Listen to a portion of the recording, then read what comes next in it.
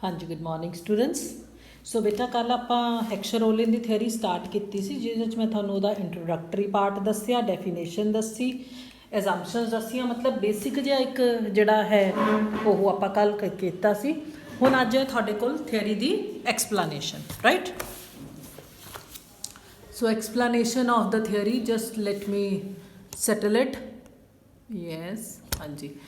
सो explanation च है according to Ohlin international trade है जिहड़ा वो it is a special case of the inter regional trade. Different regions ने जिहड़े उन्हां दे विच डिफरेंट फैक्टर इंडोमेंट्स हुंदे ने, मतलब उन्हां कोल किसी कोल लेबर ज़्यादा होंदी, किसी कोल कैपिटल ज़्यादा होंदी है, ठीक है। Some regions have abundance of labour ज़्यादा है, कैपिटल घट है। दूजा रीजन कोले कैपिटल घट है, लेबर ज़्यादा है। गुड्स के प्रोडक्शन फंक्शन भी वक्रे वक्रे होंदे ने, मतलब किसी गुड दे विच सानू लेबर की ज़्यादा जरूरत होंदी है तो किसी दे विच सानू कैपिटल की ज़्यादा जरूरत होंदी है। फैक्टर्स ने जिहड़े वो डिफरेंट प्रपोर्शनस दे विच डिफरेंट कमोडिटीज़ नूं बनाउण वास्ते कंबाइन किए जाते हैं। Some goods are produced by employing relatively larger proportion of labour, some दे विच larger small proportion of capital लगती है। स्टिल कुछ गुड्स दे विच स्मॉल प्रपोर्शन ऑफ लेबर लगती है तो लार्ज प्रपोर्शन ऑफ कैपिटल लगती है। सो इट मीनस हर एक रीजन डिफरेंट गुड्स बनाने दे विच सूटेबल हुंदा है, for whose production it has relatively abundant supply of the required factors. A region is not suitable for the production of those goods, ਉਹ region ਦੇ ਵਿੱਚ ਉਹ ਗੁੱਡਸ ਨਹੀਂ ਬਣ ਸਕਦੀਆਂ ਜਿਨ੍ਹਾਂ ਦੀ ਜਿਹੜੀ ਸਪਲਾਈ ਹੈ ਉਹ ਰਿਲੇਟਿਵਲੀ ਸਕੈਰਸ ਹੈ ਜਾਂ ਫਿਰ ਜ਼ੀਰੋ ਸਪਲਾਈ ਹੈ। ਸੋ ਡਿਫਰੈਂਟ ਰੀਜਨਸ ਦੀ ਡਿਫਰੈਂਟ ਕਪੈਸਿਟੀ ਹੁੰਦੀ ਹੈ ਡਿਫਰੈਂਟ ਕਮੋਡਿਟੀਜ਼ ਨੂੰ ਬਣਾਉਣ ਵਾਸਤੇ। ਸੋ ਮੇਨ ਸਾਡੇ ਕੋਲ ਕੌਜ਼ ਕੀ ਹੈ ਇੰਟਰਨੈਸ਼ਨਲ ਟ੍ਰੇਡ हैपन होने का? Difference in factor endowment, right. Heckscher ने अपने article the effect of foreign trade on the distribution of income जिहड़ा कि 1919 के पब्लिश होया सी, उहदे which classical theory of comparative cost नूं सपोर्ट किया सी ते कहा सी कि इंटरनैशनल ट्रेड हुंदी है क्योंकि डिफरेंस इन कंपैरेटिव कॉस्ट पाया जाता है। पर क्लासिकल थियरी ये नहीं दस सकी सी कि ये जिहड़ा डिफरेंस है कंपैरेटिव कॉस्ट का ये जिहड़ा पाया जाता क्यों पाया जाता है।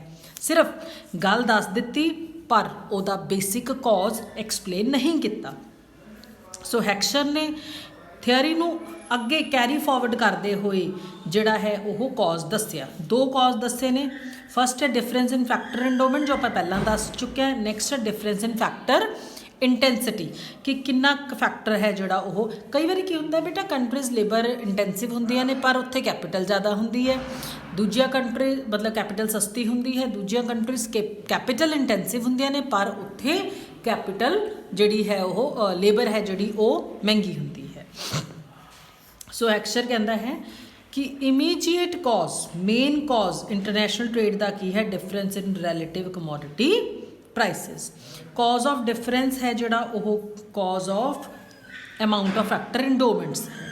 So as a result demand ते सप्लाई का डिफरेंस पाया जाऊगा। ये डिफरेंस जोड़ा है वो प्राइस ऑफ फैक्टर्स वास्ते रिस्पोंसिबल होगा। सो जो फैक्टर प्राइसिस वक्रे होंगे तो प्राइसिस ऑफ कमोडिटीज़ भी वक्रियां होंगियां तो इंटरनेशनल ट्रेड हैपन होगी। सो ਜਿਹੜੀਆਂ गुड्स ਨੂੰ ਬਣਾਉਣ वास्ते ਸਕੈਰਸ फैक्टर्स यूज़ किए जाते हैं उन्होंने असीं बनाते नहीं, उन्होंने असीं इंपोर्ट करा लें क्योंकि उन्होंने डोमैसटिक प्राइसिस वध होंगे ने। ऑन द कंट्रेरी जिन्हों गुड्स ਨੂੰ ਬਣਾਉਣ वास्ते ਜਿਹੜੇ फैक्टर साडे कोल बहुत ज़्यादा पए ने उन्होंने असीं एक्सपोर्ट कर लें क्योंकि सस्तियां बनाई जांदियां ने। For example capital Germany capital बहुत है तो सस्ती भी है, इसलिए जर्मनी की करूगा किहड़ियां गुड्स बाहर भेजूगा capital intensive. On the contrary India के लेबर ज़्यादा है, सस्ती भी है, इंडिया कि चीज़ा बाहर भेजूगा लेबर इंटेंसिव गुड्स बाहर भेजूगा।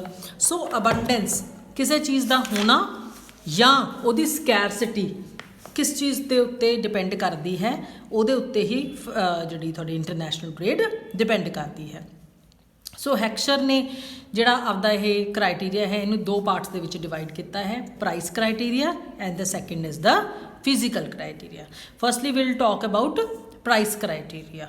इनू मैं नैक्सट वीडियो दे विच करानी है बेटा क्योंकि इनू कल्ले नूं ही ज़्यादा टाइम लगूगा, ठीक है। सो नैक्सट वीडियो दे विच आपां करदे price criteria of factor abundance और स्कैरसिटी।